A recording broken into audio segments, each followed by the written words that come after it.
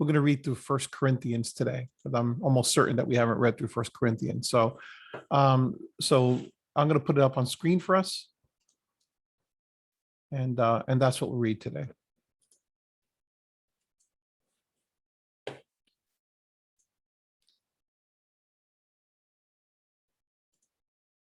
It'll take us probably about an hour to get through First Corinthians, so won't have a lot of opportunity for commentary, but that's what we're going to do.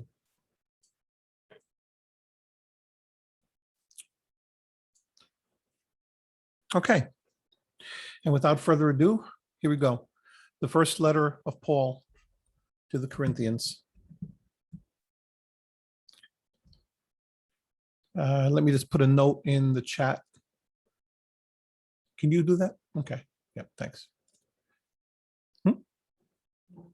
Say again? I can't hear you. Okay.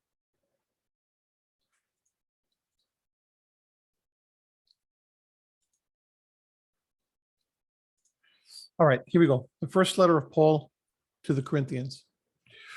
Paul, called by Yahweh's will to be an apostle of King Yahshua, and Sosthenes, our brother, to Yahweh's assembly at Corinth, made holy in King Yahshua, called to be holy, with everyone who calls on the name of our sovereign King Yahshua in every place. Their sovereign indeed as well as ours. Grace to you and peace from Yahweh our Father and King Yahshua, the Master. I always thank my Elohim for you, for the grace of Yahweh that was given to you in King Yahshua. You were enriched in him in everything, in every kind of speech and knowledge, just as the messianic message was established among you, so that you aren't missing out on any spiritual gift as you wait eagerly for our Master, King Yahshua, to be revealed. He will establish you right through to the end, so that you are blameless on the day of our sovereign King Yahshua. Yahweh is faithful, and it is through Yahweh that you have been called into the fellowship of his Son, King Yahshua, our sovereign. Now, I must appeal to you, my brothers and sisters, through the name of King Yahshua, our sovereign, that you should all be in agreement and that there should be no divisions among you. Instead, you should be fully equipped with the same mind and the same opinion. You see, my dear family, Chloe's people have put me in the picture about you, about the fact that you are having quarrels. What I'm talking about is this. Each one of you is saying, I'm with Paul, I'm with Apollos, I'm with Cephas, I'm with the Messiah. Well, has the Messiah been cut up into pieces? Was Paul crucified for you? Or were you baptized into Paul's name? I'm grateful to Yahweh that I didn't baptize any of you except Crispus and Gaius, so that none of you could say that you were baptized into my name. All right, I did baptize Stephanas and his household as well. Apart from that, I don't know if I baptized anybody else. This is the point, you see. The Messiah didn't send me to baptize. He sent me to announce the gospel, not with words of wisdom either. Otherwise, the Messiah's cross would lose its power. The word of the cross, you see, is madness to people who are being destroyed. But to us, those who are being saved, it is Yahweh's power. This is what the scripture says after all. I will destroy the wisdom of the wise, the shrewdness of the clever I'll abolish. Where is the wise person? Where is the educated person? Where is the debater of this present age? Don't you see that Yahweh has turned the world's wisdom into folly? This is how it happened. In Elohim's wisdom, the world didn't know Elohim through wisdom. So it gave Elohim pleasure through the folly of our proclamation to save those who believe. Jews look for signs, you see, and Greeks search for wisdom. But we announce the crucified Messiah, a scandal to Jews and folly to Gentiles. But to those who are called, Jews and Greeks alike, the Messiah, Yahweh's power and Yahweh's wisdom. Yahweh's folly is wiser than humans, you see, and Yahweh's weakness is stronger than humans. Think back to your own call, my brothers and sisters. Not many of you were wise in human terms. Not many of you were powerful. Not many were nobly born, but Yahweh chose the foolish things of the world to shame the wise. Yahweh chose the weak things of the world to shame the strong. Yahweh chose the insignificant and despised things of the world, yes, even things that don't exist, to abolish the power of the things that do exist, so that no creature could boast in Yahweh's presence. Who and what you now are is a gift from Yahweh and King Yahshua, who has become for us Yahweh's wisdom and righteousness, sanctification, and redemption as well. So that, as the scripture puts it, anyone who boasts should boast in Yahweh. Chapter 2. This is how it was for me too, my dear family. When I came to you, I didn't come and proclaim Yahweh's mystery to you by means of a superior style of speaking or wisdom. No, I decided to know nothing in my dealings with you except Yahshua the Messiah, especially his crucifixion. I came to you in weakness, in great fear and trembling. My speech and my proclamation were not in persuasive words of wisdom, but in transparent proof brought home powerfully by the Spirit, so that your faith might not be in human wisdom, but in Yahweh's power. We do, however, speak wisdom among the mature, but this isn't a wisdom of this present world or of the rulers of this present world, those same rulers who are being done away with. No, we speak Yahweh's hidden wisdom in the mystery. This is the wisdom Yahweh prepared ahead of time before the world began for our glory. None of the rulers of this present age knew about this wisdom. If they had, you see, they wouldn't have crucified the Master of glory. But as the scripture says, human eyes have never seen, human eyes have never heard, it's never entered human hearts, all that Yahweh has now prepared for those who truly love him. And that's what Yahweh has revealed to us through the Spirit. The Spirit, you see, searches everything. Yes, even the depths of Yahweh. Think of it this way. Who knows what is really going on inside a person except the spirit of the person which is inside them? Well, it's like that with Yahweh. Nobody knows what is going on inside Yahweh except Yahweh's Spirit. And we haven't received the spirit of the world, but the Spirit that comes from Yahweh, so that we can know the things that have been given to us by Yahweh. That then is what we speak. We don't use words we've been taught by human wisdom, but words we've been taught by the Spirit, interpreting spiritual things to spiritual people. Someone living at the merely human level doesn't accept the things of Yahweh's Spirit. They're foolishness to such people, you see. They can't understand them because they need to be discerned spiritually. But spiritual people discern everything, while nobody else can discern the truth about them. For who has known the mind of Yahweh so as to instruct him? But we have the mind of the Messiah. Chapter 3. In my own case, my dear family, I couldn't speak to you as spiritual people, but as people who are all too obviously merely human, little babies in the Messiah. I fed you with milk, not solid food, because you weren't able to take it. And you still can't, even now. You're still determined to live in the old way. Yes, wherever there's jealousy and quarreling, doesn't that mean you're living in the old way, behaving as any merely human being might do? When someone says, I'm with Paul, and someone else says, I'm with Apollos, are you not mere humans? So what do you suppose Apollos actually is?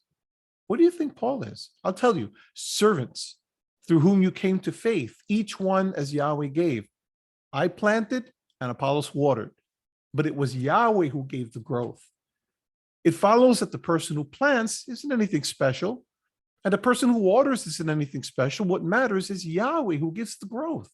The person who plants and the person who waters are just the same, and each will receive his own reward according to his own work. We are Yahweh's fellow workers, you see. You are Yahweh's farm, Yahweh's building. According to Elohim's grace, I laid the foundation like a wise master builder, and someone else is building on it. Everyone should take care how they build on it. Nobody can lay any foundation, you see, except the one which is laid, which is Yahshua the Messiah. If anyone builds on the foundation with gold, silver, precious stones, wood, grass, or straw, well, everyone's work will become visible because the day will show it up, since it will be revealed in fire. Then the fire will test what sort of work everyone has done. If the building work that someone has done stands the test, they'll receive a reward. If someone's work is burned up, they'll be punished by bearing the loss. They themselves will be saved, however, but only as through a fire, as though through a fire. Don't you see? You are Yahweh's temple. Yahweh's Spirit lives in you. If anyone destroys Elohim's temple, Yahweh will destroy them. Yahweh's temple is holy, you see, and that is precisely what you are.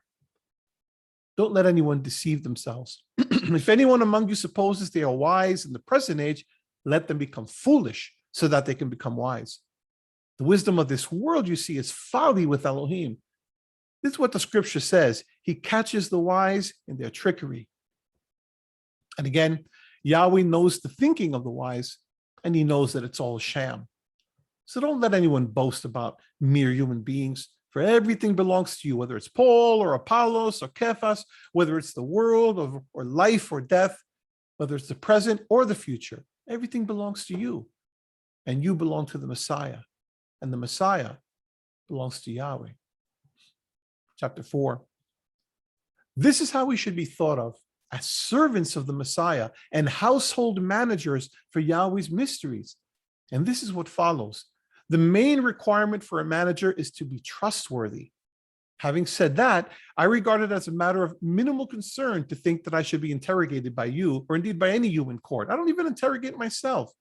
I don't actually know of anything that stands against me, but that isn't what vindicates me. It's Yahweh who interrogates me. So don't pass judgment on anything before the time when the master comes. He will bring to light the secrets of darkness and will lay bare the intentions of the heart. Then everyone will receive praise from Yahweh. I have applied all this to myself and Apollos because of you, my dear family, so that you may learn from us, as the saying goes, not to go beyond what the scripture says, so that nobody gets puffed up in favor of one person and against another. Who is going to concede that you are special after all? What have you got that you didn't receive? Well, then if you received it, why boast as if you didn't? Do you really suppose you've already had all the food you need? Do you think you've already become rich? Do you think you have already been crowned as royalty, leaving us behind? I wish you really were already reigning so that we could reign alongside you. This is how I look at it, you see. Yahweh has put us apostles on display at the end of the procession, like people sentenced to death. We become a public show for the world, for angels and humans alike. We are fools because of the Messiah, but you are wise in the Messiah. We are weak, but you are strong. You are celebrated. We are nobodies. Yes, right up to the present moment, we go hungry and thirsty. We are badly clothed, roughly treated, with no home to call our own. What's more, we work hard doing manual labor. When we are insulted, we give back blessings. When we are persecuted, we put up with it. When we are slandered, we speak gently in return. To this day, we've become like the rubbish of the world, fit only to be scraped off the plate and thrown away with everything else. I'm not writing this to make you ashamed. I'm simply treating you as dear children and putting you straight. You've got 1,000 babysitters in Messiah, I know, but you haven't got many fathers, because I became your father in the Messiah, Yahshua, through the gospel. So let me appeal to you. Copy me. That's why I've sent Timothy to you. He's my child in the master, and I love him and trust him. He will remind you how I conduct myself in the Messiah, Yahshua, just as I teach everywhere in each assembly. Some people are getting puffed up as though I wasn't going to come to you, but I will come to you quickly if the master wants it that way.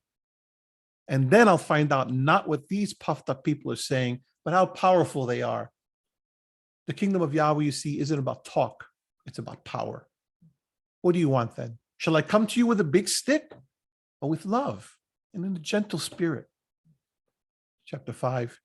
Everybody's talking about the sex scandal that's going on in your community, not least because it's a kind of immorality that even the pagans don't practice. Well, I never. A man taking his father's wife, and you're puffed up? Why aren't you in mourning? Why aren't you getting rid of the person who's done such a thing? Let me tell you what I've already done. I may be away from you physically, but I'm present in the spirit. And I've already passed judgment as though I was there with you on the person who has behaved in this way. And you were assembled together in the name of our sovereign Yahshua. And my spirit is there too with the power of our sovereign Yahshua. You must hand over such a person to the Satan for the destruction of the flesh, so that his spirit may be saved on the day of the Master Yahshua. Your boasting is not good. Don't you know that a little yeast works its way through the whole lump of dough? Cleanse out the old yeast so that you can be a new lump, the yeast-free lump you really are. It's Passover time, you see, and the Passover lamb, the Messiah, has already been sacrificed. What we now have to do is to keep the festival properly. None of the yeast of the old life and none of the yeast of depravity and wickedness either. What we need is yeast-free bread, and that means sincerity and truth. I wrote to you in the previous letter not to become associated with immoral people.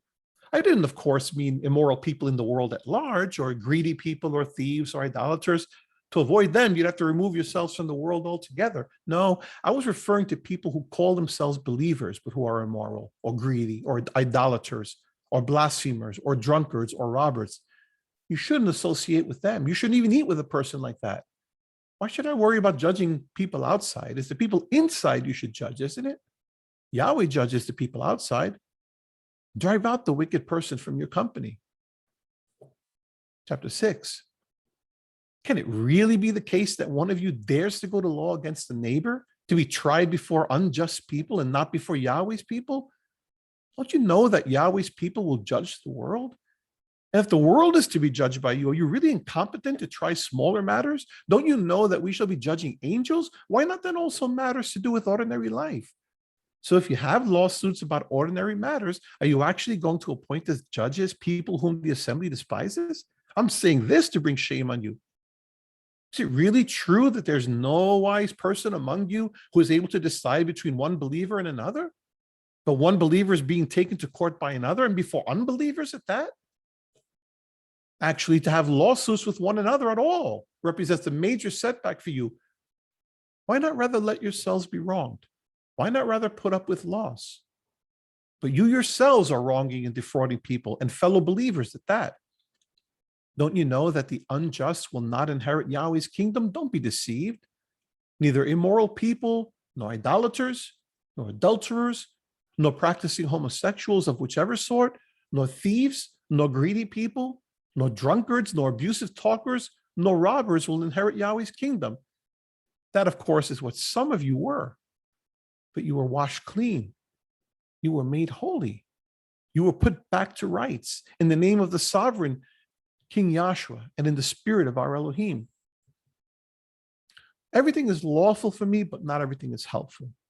Everything is lawful for me, but I'm not going to let anything give me orders. Food for the stomach and the stomach for food, and Elohim will destroy the one and the other. But the body is not meant for immorality, but for Yahweh, and Yahweh for the body. What's more, Yahweh raised the master, and he will raise us too through his power. Don't you know that your bodies are members of the Messiah? Shall I then take the members of the Messiah and make them members of a prostitute? Of course not. Or don't you know that anyone who joins himself to a prostitute is one body with her? The two shall become one flesh. That's what it says. But the one who joins himself to Yahweh becomes one spirit with him. Run away from immorality. Every sin that it's possible for someone to commit happens outside the body. But immorality involves sinning against your own body. But don't you know that your body is a temple of the Holy Spirit within you, the Spirit Yahweh gave you, so that you don't belong to yourselves? You are quite an expensive purchase, so glorify Yahweh in your body. Chapter 7. Let me now turn to the matters you wrote about. It is good for a man to have no sexual contact with a woman. Well, yes, but the temptation to immorality means that every man should maintain sexual relations with his own wife, and every woman with her own husband. The man should give his wife her marital rights, and the woman should do the same for her husband. The woman is in charge of her own body. Her husband is. In the same way, the man isn't in charge of his own body. His wife is. Don't deny one another, except perhaps by agreement for a period of time, so that you may have more space for prayer. But then come together again, in case the Satan might tempt you because of your weakness of will. I'm not saying this as a command, but as a concession. I'd be happy to see everyone be in the same situation as myself. But each person has his or her own gift from Yahweh, one this way, one another that way. To unmarried people and to widows, I have this to say. It's perfectly all right for you to remain like me. But if you don't have power over your passions, then get married. Much better to marry than to have desire smoldering away inside you. I have a command too for married people. Actually, it's not just from me, it's from Yahweh, that a woman should not separate from her husband. If she does, she should remain unmarried or return to her husband. So too, a man should not divorce his wife. To everyone else, I have this to say. This is just me, not Yahweh. If a believer has an unbelieving wife and she is happy to live with him, he shouldn't divorce her. If a woman has an unbelieving husband and he is happy to live with her, she shouldn't divorce him. The unbelieving husband, you see, is made holy by his wife, and the unbelieving wife is made holy by her husband. Otherwise, your children would be impure, whereas in fact they are holy. But if the unbelieving partner wants to separate, let them separate. Brother or sister is not bound in a case like that. Yahweh has called you in peace. If you're a wife, how do you know whether or not you will save your husband? If you're a husband, how do you know whether or not you'll save your wife? This is the overriding rule. Everyone should conduct their lives as Yahweh appointed, as Yahweh has called them. This is what I laid down in all the assemblies. If someone was circumcised when he was called, he shouldn't try to remove the marks. If someone was uncircumcised when he was called, he shouldn't get circumcised. Circumcision is nothing. Uncircumcision is nothing. What matters is keeping Yahweh's commandments. Everyone should stay within the calling they had when they were called. Were you a slave when you were called? Don't worry about it. But if you get the chance of freedom, seize it. The one who is in Yahweh and called as a slave is Yahweh's freedman, just as the one who is called as a free person is the Messiah's slave. You were bought at a high price. Don't become the slaves of human beings. So, brothers and sisters, let each person remain before Yahweh in the state in which they were called. Now, when it comes to unmarried people, I have no command from Yahweh, but I give my opinion as, thanks to Yahweh's mercy, a trustworthy person. This then is what I think is for the best. Just at the moment, we are in the middle of a very difficult time, and it's best for people to remain as they are. Are you bound to a wife? Don't try to dissolve the marriage. Have you had your marriage dissolved? Don't look for another wife. But if you do marry, you're not sinning. And if an unmarried woman marries, she's not sinning. But people who go that way will have trouble at a human level, and I would prefer to spare you that. This is what I mean, my brothers and sisters. The present situation won't last long. For the moment, let those who have wives live as though they weren't married. Those who weep as though they were not weeping. Those who celebrate as though they were not celebrating. Those who buy as though they had no possessions. Those who use the world as though they were not making use of it. The pattern of this world, you see, is passing away. I want you to be free from worries. The unmarried man worries about the things of Yahweh, how to please Yahweh. But the married man worries about the things of the world. In other words, how to please his wife. He's pulled in both directions. So too, the unmarried woman or girl worries about the things of Yahweh, how to be holy both in body and spirit. But the married woman worries about the things of the world. In other words, how to please her husband. I'm saying this for your own benefit. I'm not placing restrictions on you. My aim is that nothing will get in the way of your appropriate behavior and steady devotion to Yahweh. If anyone thinks he is behaving improperly toward his fiancée, if he finds the situation overly stressful and matters reach a point of necessity, then let him do as he wishes. He won't be sinning. Let them marry. But the man who settles it firmly in his heart and is not under necessity, but in control of his own will, and has made his judgment in his own heart to keep her as his fiancée, will do well. So the one who marries his fiancée will do well, and the one who holds back from marrying will do better. A woman is bound in marriage as long as her husband lives. But if the husband dies, she is free to marry anyone she likes, only in Yahweh. But in my opinion, she is happier if she remains as she is. And I think I too have the spirit of Yahweh. Chapter 8. Now, when it comes to meat offered to idols, we know that we all have knowledge. Knowledge puffs you up, but love builds you up. Love builds you up. If anybody thinks they know something, they don't yet know in the way they ought to know. But if anybody loves Yahweh, they are known by him. So when it comes to food that has been offered to idols, we know that idols are nothing in the world and that there is no Elohim but one. Yes, indeed. There may be so many called Elohim, whether in heaven or on earth, just as there are many Elohim and many sovereigns. But for us, there is one Elohim, the Father, from whom are all things, and we live to him and for him, and one sovereign, Yahshua the Messiah, through whom are all things, and we live through him. The problem is that not everybody has this knowledge. Some have been accustomed up to now to eating idol food with the assumption that it really does belong to the idol. This has left them with a weak conscience, and now that conscience will be polluted. The food we eat won't recommend us to Elohim. We won't be any worse off if we don't eat, and we won't be any better off if we do. But you must take care in case this official right of yours becomes a danger to the weak. Look at it like this. If someone with a weak conscience sees you, a person with knowledge, sitting down to eat in an idol house, that conscience of theirs is likely to make up its mind actually to eat idol food, isn't it? And so you see the weak person, a brother or sister for whom the Messiah died, is then destroyed by your knowledge. That means you'll be sinning against your brother or sister and attacking their weak conscience. And in doing this, you'll be sinning against the Messiah. So for this reason, if food causes my brother or sister to stumble, I will never ever eat meat so that I won't make my brother or sister trip up. Chapter 9. I'm a free man, aren't I? I'm an apostle, aren't I? I've seen Yahshua sovereign, haven't I? You are my work in the sovereign, aren't you? I may not be an apostle to other people, but I certainly am to you. In fact, you are the authorized stamp of my apostleship in Yahweh. This is the defense I make to anyone who wants to bring a charge against me. Do we not have the right to eat and drink?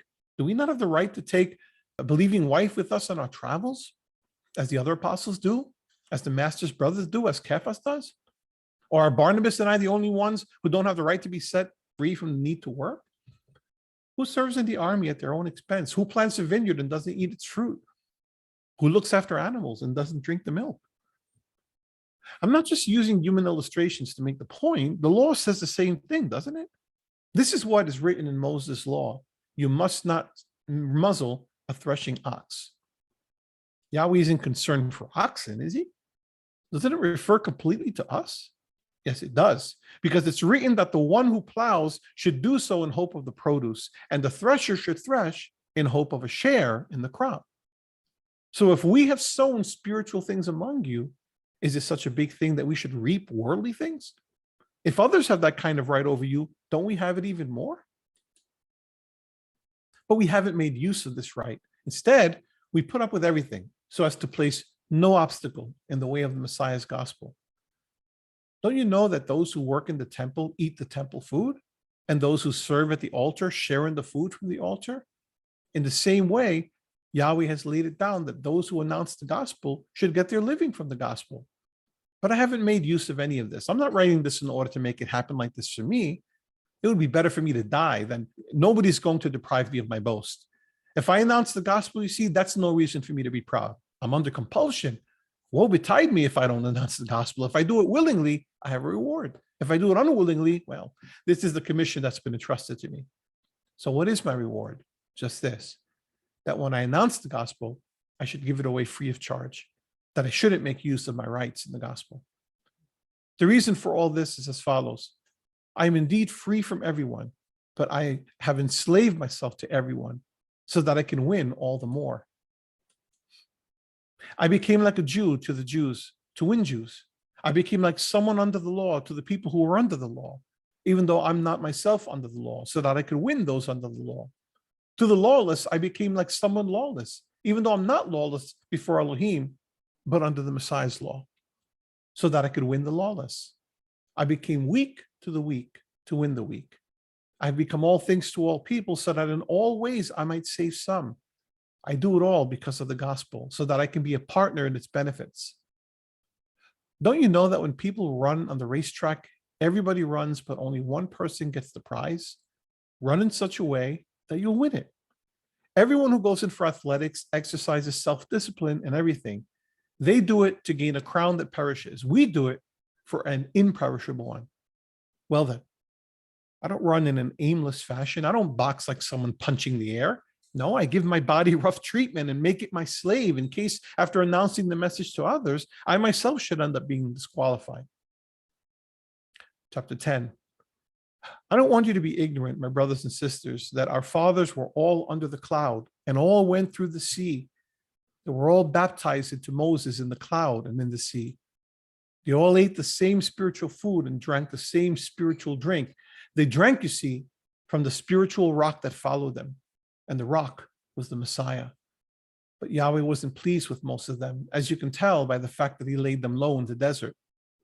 Now, these things were patterns for us, so that we should not start to crave for wicked things as they did, nor should we commit idolatry as some of them did.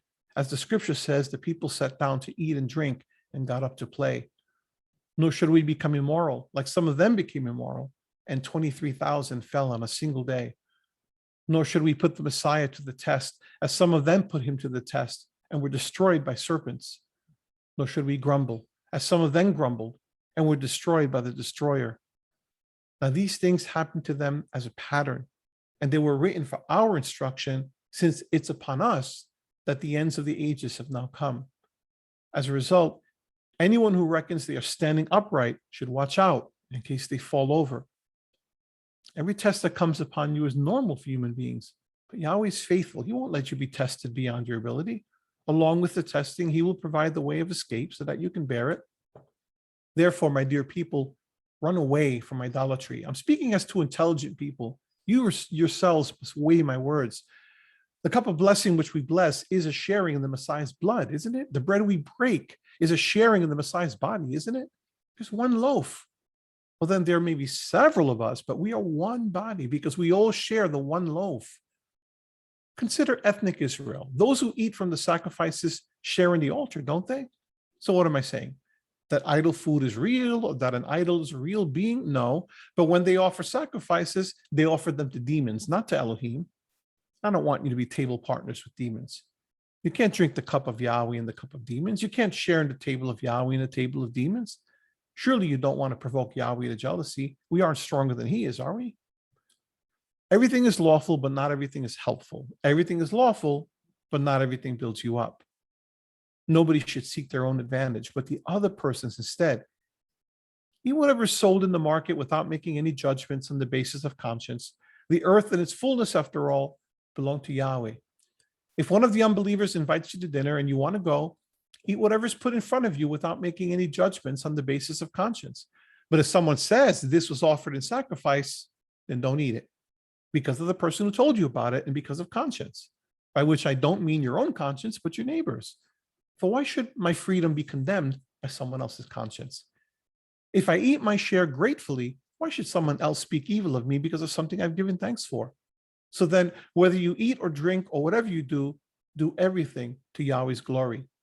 Be blameless before Jews and Greeks and the assembly of Yahweh, just as I try to please everybody in everything, not pursuing my own advantage, but that of the great majority, so that they may be saved. Chapter 11. Copy me, just as I'm copying the Messiah.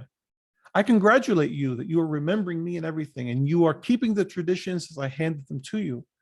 But I want you to know this, that the Messiah is the head of every man, and the husband is the head of every wife, and Elohim is the head of the Messiah. Every man who prays or prophesies while wearing something on his head brings shame on his head, and every woman who prays or prophesies with her head uncovered brings shame on her head. It would be just the same if she had her head shaved. For if a woman isn't covered, then she should be shaved. But if it's shameful for a woman to have her hair cut off or her head shaved, then let her be covered. A man ought not to cover his head, you see. He is the image and glory of Yahweh, but a wife is the glory of her husband. For man was not made from woman, but woman from man. And man was not created for the sake of woman, but woman for the sake of man. That's why the wife must have authority on her head because of the angels. However, woman is not apart from man, nor man apart from woman in Yahweh. For just as woman came from man, so now man comes into the world by means of woman, and everything is from Yahweh. Judge the matter for yourselves. Is it really appropriate for a woman to pray to Elohim with her head uncovered? Doesn't nature itself teach you that if a woman has long hair, it is shameful to him? Doesn't nature itself teach you that if a man has long hair, it is shameful to him? But if a woman has long hair, it's her glory. Her hair is given her, you see, instead of a covering. If anyone wants to dispute this, we have no other custom, nor do the assemblies of Yahweh. What I have to talk about now isn't a matter for praise. When you meet together, you make things worse, not better. What I mean is this. To begin with, I hear that when you come together in the assembly, there are divisions among you. Well, I believe it, at least partly. There are bound to be groupings among you. That's how the genuine ones among you will stand out, I suppose. So when you gather together into one meeting, it isn't Yahweh's supper that you eat. Everyone brings their own food to eat, and one person goes hungry while another gets drunk. Haven't you got houses to eat and drink in, or do you despise Yahweh's assembly and shame those who have nothing? What shall I say to you? Shall I praise you? No, in this matter I shan't. This, you see, is what I received from Yahweh and handed on to you. On the night when the master Yahshua was betrayed, he took bread, gave thanks, broke it, and said, "This is my body. It's for you. Do this as a memorial for me." He did the same with the cup after supper and said, "This cup is the new covenant in my blood.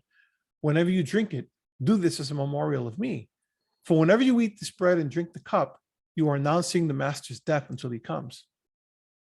It follows from this that anyone who eats the bread or drinks the cup of the master in an unworthy manner will be guilty of the body and blood of the master. Everyone should test themselves. That's how you should eat the bread and the cup. You see, if you eat and drink without recognizing the body, you eat and drink judgment on yourself. That's why several of you are weak and sick, and some have died. But if we learned how to judge ourselves, we would not incur judgment. But when we are judged by Yahweh, we are punished so that we won't be condemned along with the word. So, my brothers and sisters, when you come together to eat, treat one another as honored guests by waiting for each other. If anyone is hungry, they should eat at home, so that you don't come together and find yourselves facing judgment. I'll put the other matters in order when I come. Chapter 12. Now, about things relating to the Spirit's work, my brothers and sisters, I don't want you to remain ignorant. You know that when you were still pagans, you were led off, carried away again and again after speechless idols. So I want to make it clear to you that nobody who is speaking by Yahweh's Spirit ever says, Yahshua be cursed. And nobody can say Yahshua is sovereign except by the Holy Spirit. There are different types of spiritual gifts, but the same Spirit. There are different types of service, but the same sovereign. And there are different types of activity, but it is the same Elohim who operates all of them in everyone. The point of the Spirit being revealed in each one is so that all may benefit. One person is given a word of wisdom through the Spirit, another a word of knowledge by the same Spirit, another faith through the same Spirit, another gifts of healing by the one Spirit, another the working of mighty deeds, another prophecy, another the ability to distinguish spirits, another various kinds of languages, another the interpretation of languages. It is the one Spirit, the same one, whose work produces all these things. And the Spirit gives different gifts to each one in accordance with the Spirit's own wishes. Let me explain. Just as the body is one and has many members, and all the members of the body, though they are many, are one body, so also is the Messiah. For we all were baptized into one body by one Spirit, whether Jews or Greeks, whether slaves or free, and we were all given one Spirit to drink. For the body indeed is not one member, but many. If the foot were to say, because I'm not a hand, I'm not part of the body, that wouldn't make it any less part of the body, would it? And if the ear were to say, because I'm not an eye, I'm not part of the body, that wouldn't make it any less a part of the body, would it? If the whole body were an eye, where would the hearing be? If the whole body were the senses of hearing, what would happen to the sense of smell? But as it is, Yahweh has organized the members, placing each one individually in the body according to his wishes. If all the parts were one member, where would the body be? So the result is this: there are many members, but one body. Now, I can't say to the hand, I don't need you. And again, the head can't say to the feet, I don't need you. No, the parts of the body which seem to be weaker are all the more necessary. And we give much greater honor to the parts of the body we reckon more dishonorable, so that the parts we hide in shame have a far greater dignity, which our more presentable parts don't need. In fact, Yahweh has made the body a single organized whole. He has given greater honor to the lesser part, so that there won't be any division in the body, but that all the members may have the same concern for one another. If one member suffers, all the members suffer with it. If one member is exalted, all the members celebrate along with it. Now you together are the Messiah's body, and individually you are members of it. In the assembly, Yahweh has placed apostles first, then prophets, then teachers, then powerful deeds, then gifts of healing, helpful deeds, organizational gifts, different types of languages. Not everyone is an apostle, are they? Not everyone is a prophet. Not everyone is a teacher. Not everyone does powerful deeds. Not everyone has gifts of healing. Not everyone speaks with tongues. Not everyone interprets. You should be eager for the better kinds of gifts. Now I'm going to show you a better way, a much better way. If I speak in human languages, or even in those of angels, but do not have love, then I become a clanging gong or else a clashing cymbal. If I should have prophetic gifts and know all mysteries, all knowledge too, have faith to move the mountains, but have no love, nothing. If I give all my possessions to the poor and for pride's sake my very body, but do not have love, it's useless to me. Love is great-hearted. Love is kind. Knows no jealousy, makes no fuss. It's not puffed up, no shameless ways. Doesn't force its rightful claim, doesn't rage or bear a grudge, doesn't cheer at others' harms, rejoices rather in the truth. Love bears all things, believes all things. Love hopes all things, endures all things. Love never fails. The prophecies will be abolished. Tongues will stop. and knowledge too be done away with. We know, you see, in part, we prophesy in part, but with perfection, the partial is abolished. As a child, I spoke and thought and reasoned like a child. When I grew up, I threw off childish ways.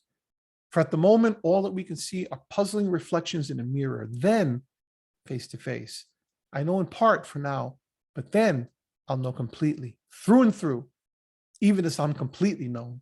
So now, faith, hope, and love remain, these three, and of them, love is the greatest.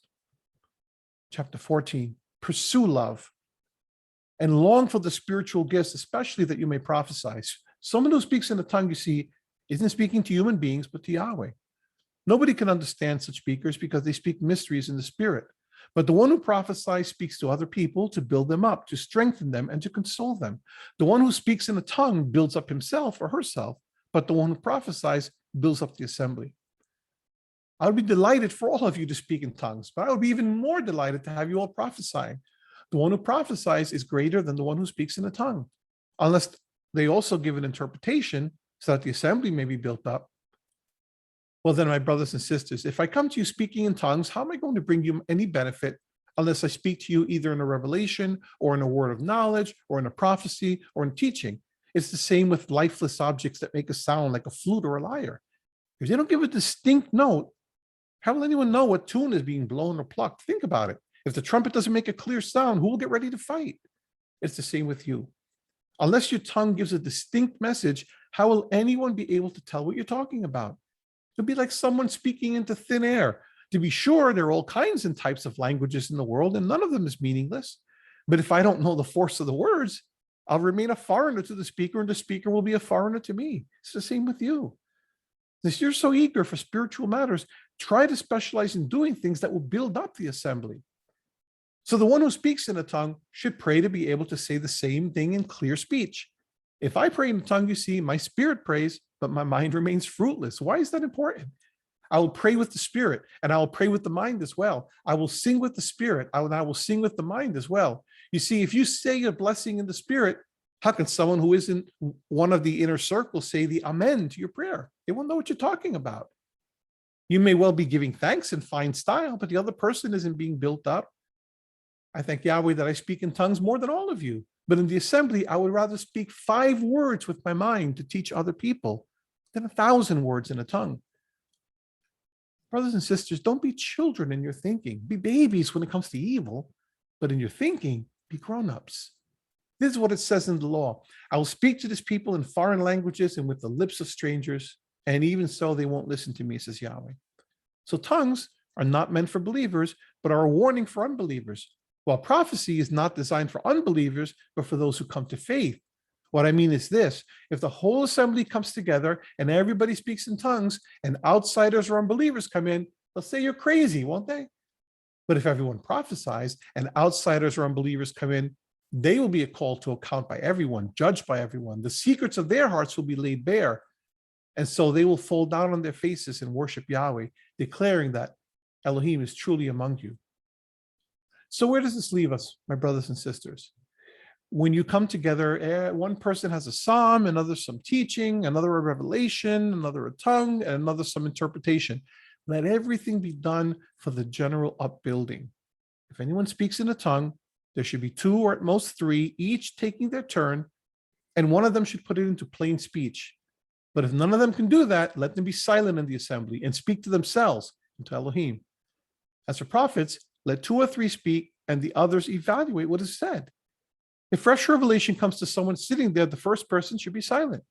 You can all prophesy one by one so that everyone can learn and everyone can be encouraged. The spirits of prophets are under the control of prophets, since Yahweh is the Elohim, not of chaos, but of peace.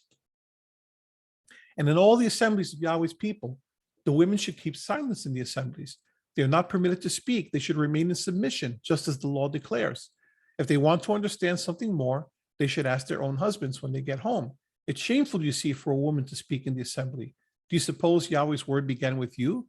Are you the only ones it has reached? If anyone thinks they are a prophet or spiritual, they should acknowledge that what I write to you is Yahweh's command. If anyone disregards this, that person can be disregarded. So my brothers and sisters, be eager to prophesy and don't forbid speaking in tongues, but everything should be done in a seemly fashion and in proper order. Let me remind you, brothers and sisters, chapter 15, about the good news which I announced to you.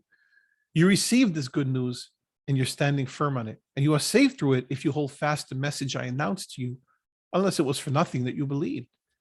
What I handed on to you at the beginning, you see, was what I received, namely this: the Messiah died for our sins in accordance with the scriptures. He was buried. He was raised on the third day in accordance with the scriptures. He was seen by Cephas, then by the 12.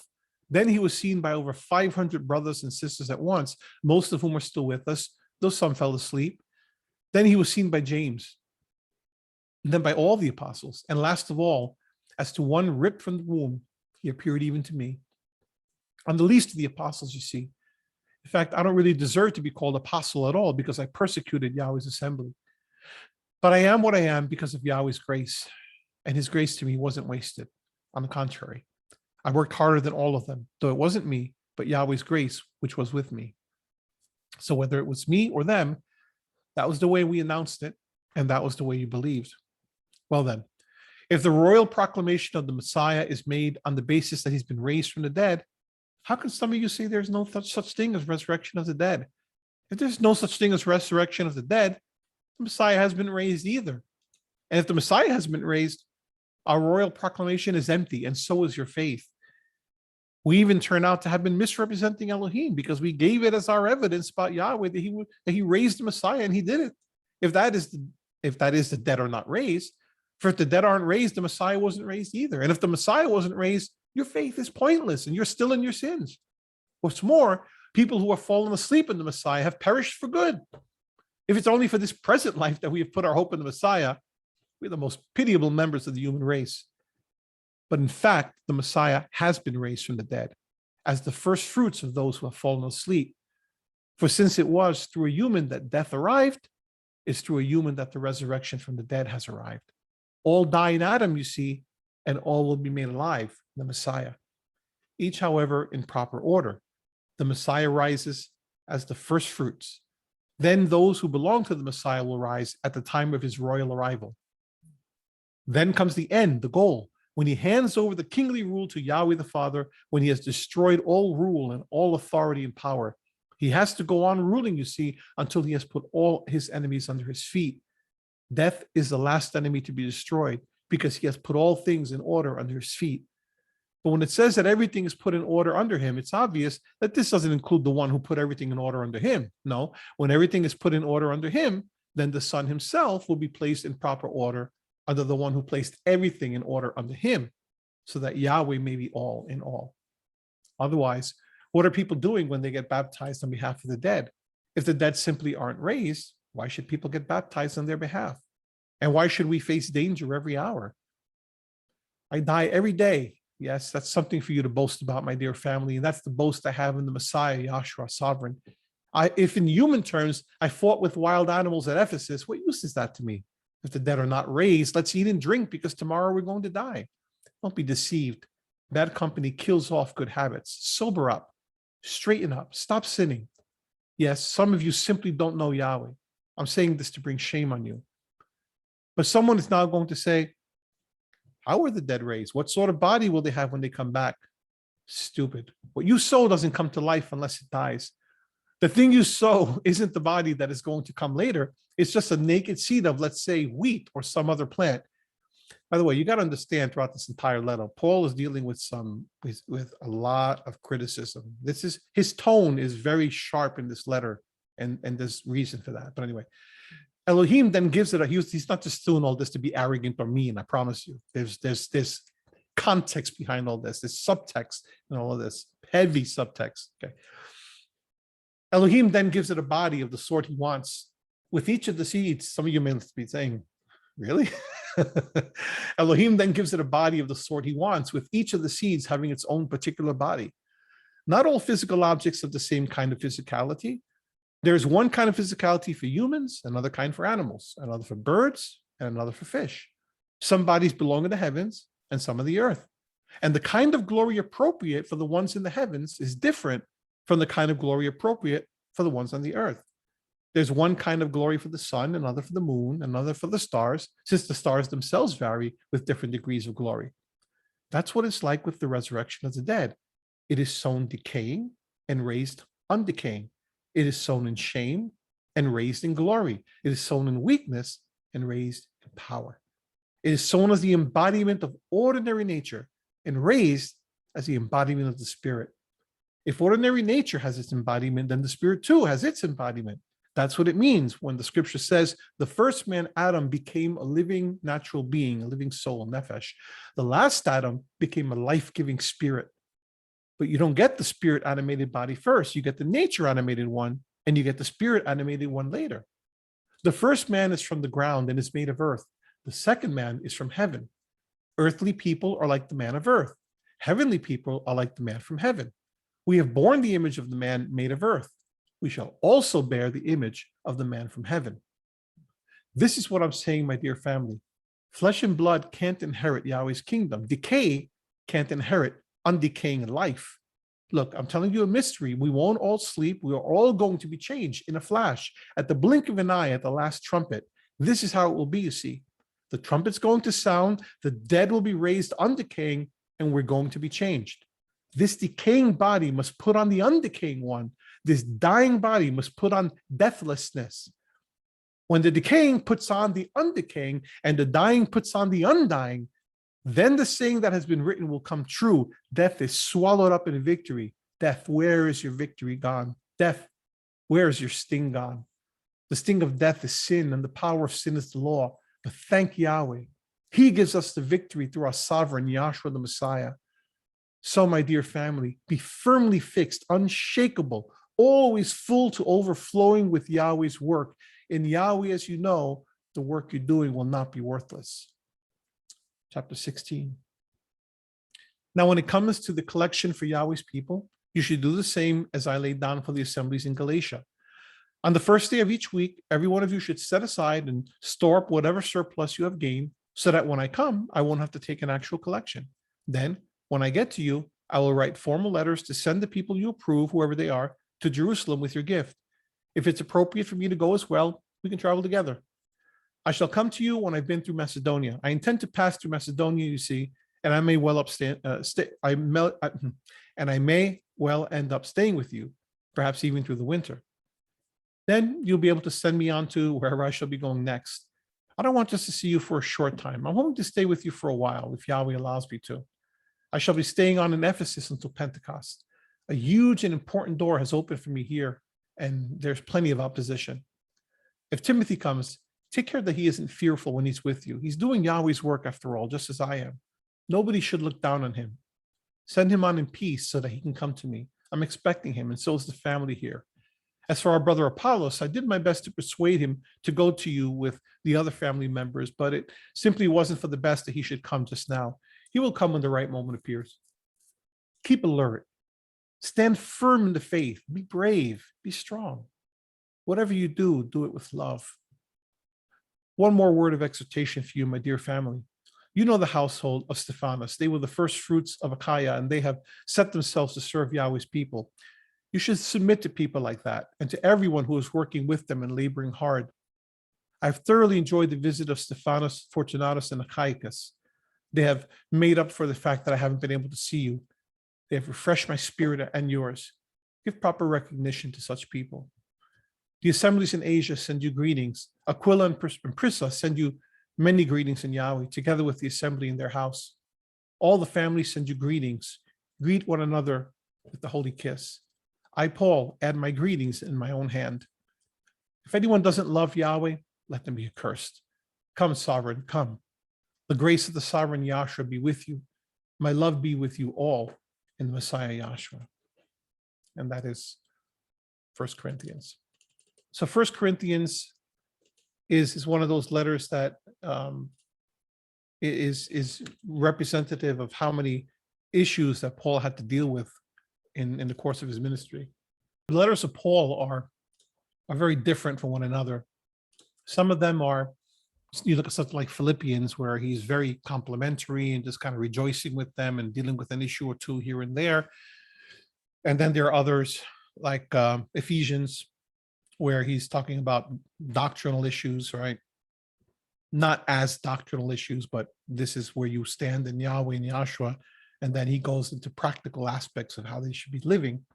And then you have letters like to Corinth, where you have problems and issues that you're dealing with. Galatians, the same thing. Galatians is probably the first of the epistles to be written, probably around 53 Common Era. Corinth was a problem child, right? I mean, you can tell when you look at the various letters that the letters to Corinth were probably the harshest in tone as compared to all the other ones. Galatians maybe was, Galatians was pretty strong too for other reasons, but the ones to Corinthians were especially difficult. And part of the problem that Paul had was because he had a credibility issue with certain people, certain teachers who didn't like him and who were always trying to undermine the things that he said. And some of those people were right within those assemblies, and he had to contend with those issues. So the harsh tone that you hear in First Corinthians, and to a certain extent, maybe to a lesser extent in Second Corinthians, is because of all this opposition that Paul was experiencing from people who should have known better, from people who called themselves believers, and yet they were acting in ways that were very, very much not like believers should be acting, as you saw him describing, like when he talked about them taking one another to court, right? So there were some very severe problems going on in Corinth. And one of the things I've said that frequently is the case that makes it a little bit difficult for us to understand sometimes what's going on in these letters is because we're not privy to every issue that they were dealing with, right? It's a bit of detective work. So we sort of have to put on our thinking caps and do a little bit of investigative work when we go into these letters, because we're trying to draw inferences in many cases based upon the words that are expressed there. So we think we know to a large degree what it was that okay. So sometimes we think we know what the issue was, but then we don't necessarily know that for certain. And then sometimes scholars will be looking at texts and then they'll find another piece of the puzzle somewhere else. And then you get that piece of information 5 years later, 10 years later, and all of a sudden it changes everything. And all of a sudden now you realize, oh, so that's probably what he was talking about. And that happens all the time. Not just, this is with all the scriptures. I can't tell you how many instances over the years, and I've been studying the scriptures now for 3 going on 4 decades pretty soon. And I can tell you that that I've seen this time and again, where something appears to not be entirely clear. And then all of a sudden, 10 years from now, somebody comes up with something and they say, oh, wait a second, maybe that could be what they were talking about. A prime example of that, for example, is in the book of Galatians, where you have this phrase, the works of the law, right? That's a term of art. That's not just any old thing. So people think, oh, works of the law, that means the law, right? Yeah, well, no, not so fast. See, we don't understand necessarily because we don't have all the full context. But then as you start to learn more things, the context becomes clear. This is one of the reasons why you look at, that I've been heavily influenced over the last year to 18 months by the writings of N.T. Wright and the teachings of N.T. Wright. Well, there's a reason for that, right? I mean, I've been studying things for years, and there are certain things that he explains that it's like, right? My mind is blown, because he, unlike many of the New Testament scholars, he takes an approach where he appreciates, and he has made it his life's work to understand the first century Jewish background of someone like Paul and the whole assembly and Yahshua and his ministry. Not all Jewish scholars, not all New Testament scholars do that. In fact, most of them do not. And that's why you get a lot of these teachings that are so alienated from what you see in the Old Testament. So when I found someone like N.T. Wright, and I said, what you're looking at, as a matter of fact, he emphasized, he is considered to be one of the proponents of something that's termed, although he hates being put into boxes like this, something that's referred to as the new perspective on Paul. Well, the so-called new perspective on Paul is only new. Here's my own little sarcasm that's going to come through, right? That so-called new perspective on Paul ain't so new, right? It's just that you've all been ignoring it for 2,000 years. Okay, so his interpretation of things comes out to be so much different, because he'll look at a text and he'll say, this is what this means based upon the meta narrative of what's going on with Israel, right? You can't divorce the story of Israel from what happened with Joshua and the apostles and Paul. You can't divorce that. When Paul says, I'm a Pharisee and I'm of the tribe of Benjamin and blah, blah, blah, that means something. You can't just ignore that and brush it away as if, well, he gave up his Jewish faith. And no, not at all. He's saying those things for a reason. So when you find people who will take those things seriously, and then they'll look and they'll say, okay, now here's the piece of the puzzle that's been missing. Now let's look at this letter in light of what it says here. And then it's like, the vista opens up, and then you really truly understand that, right? Anyway, all of that to say that when you look at something like Corinthians, don't let yourself be phased by the language and by the tone. Understand that there's something going on behind that. Same thing in the book of Galatians and in other places, right? So when you understand the context, and as I refer to it, the subtext, it makes all the difference, right? So perhaps someday, I'll do like I've done with Ephesians and Romans, perhaps we could do a more in-depth study of Galatians, of Corinthians. Did I lose you again? Okay, hold on. Let me get that back up for just a minute. Okay. So yeah, but there's just so much good stuff that's going on in here, right? You take, for example, chapters 8 and 9, where it's talking about the meat sacrificed to idols, right? And people use that to try to prove that the dietary laws are no longer in effect. So, if an unbeliever comes and you go to their house, right, eat whatever you want, no problem, right? Don't ask questions. I've heard those arguments before, right? Haven't you heard those before? So when it comes to food that has been offered to idols, we know the idols are not, okay, where is it? Okay, anyway, I can't find it at the moment, but you know what I'm talking about, right? It says, so when they put something in front of you, don't ask questions. And, that means you want to go, you want to eat some pork, you want to get, no, go right ahead. No, that's not what it, you're totally divorcing that from the context here, right? Because he's just given you an entire context in which he says that the entire passage here is about meats that are sacrificed to idols. You can't just ignore that and pretend that it's not there and it doesn't exist, and then impose your own particular views about kosher and non-kosher onto this passage here. There's a very explicit context that's being described here, right?